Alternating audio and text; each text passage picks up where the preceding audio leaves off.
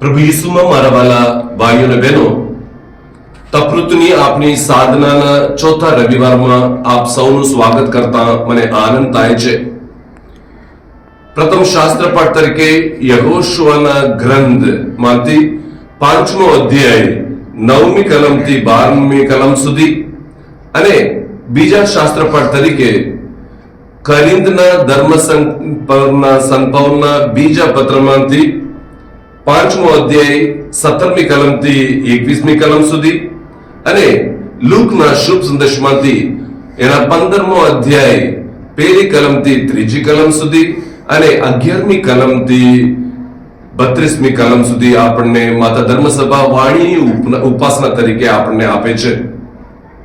અને પ્રભુની માફી, એમનો પ્રેમ અને એમની દયાનો અનુભવ કરવા માટે આપણને આમંત્રણ આપે છે.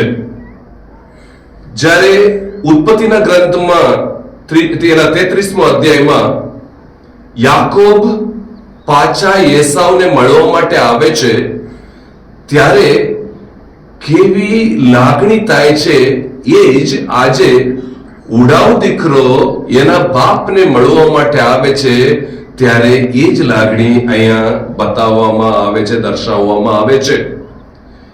5 સક્રિય ક્રિયાપદો અહીંયા વાપરવામાં આવે છે. તેને દૂરથી જોયું, એનું હૈયું ભરાઈ આવ્યું, દોડતા જઈને એને ગળે વળગી પડીને ચુંબન કર્યું. એવા 5 ક્રિયાપદો વાપરવામાં આવે છે. અને એ જ રીતે જ જ્યારે એસાવ અને યાકોબનું મિલન થાય છે, ત્યારે ઉત્પત્તિના 33મો અધ્યાય 10મી કલમમાં યાકોબ એમની માફીનો અનુભવ કરતા કહે છે, આપનું મોઢું જોવું ઈશ્વરનું મોઢું જોવું બરાબર છે. એ જ ગાંધીજી આપણને કહે છે, ભૂલ કરવી તે માનવીય, પણ માફી બક્ષવી એ ઈશ્વરીય. અને જ્યારે આપણે એકબીજાને માફી આપીએ ત્યારે ઈશ્વરનું સ્થાન ગ્રહણ કરીએ છીએ એમ કરીને.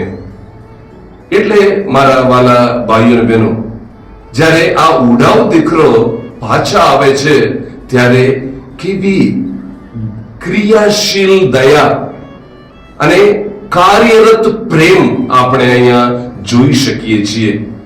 એટલે એવા પુનઃ સંબંધ બાંધવામાં પ્રભુ હંમેશા આપણી સાથે પણ તૈયાર જ રહે છે. જેવી રીતે એ જબ્બા લાવીને એને માન સન્માનથી શોભાવવા અથવા એ વીંટી પહેરાવીને એને એ ઘરમાં અધિકાર આપવો અથવા એના પગરખા પહેરાવીને એને એક ઘરમાં ગુલામ નહીં પણ યજમાન તરીકે રાખવા, એ પણ ખૂબ અગત્યનું બને છે. પુનઃ સંબંધ સાધે છે અને જાફત ઉડાવે છે. અને આપણે પણ પ્રભુ જ્યારે પ્રીત સંસ્કારમાં પરમ યજ્ઞમાં આવીએ છીએ, ત્યારે એમની ઉજવણી કરીએ છીએ.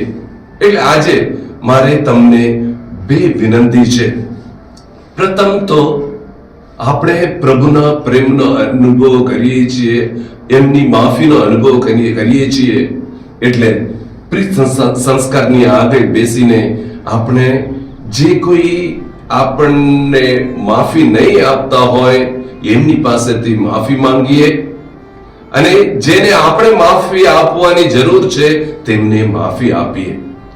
અને બીજી વાત, આપણે આ ઋતુમાં એક સરસ પ્રાયશ્ચિત સંસ્કાર ગ્રહણ કરી આ તપૃતુની સાધના અર્થસભર બનાવીએ, એ માટે આજે ખાસ પ્રાર્થના કરીશું.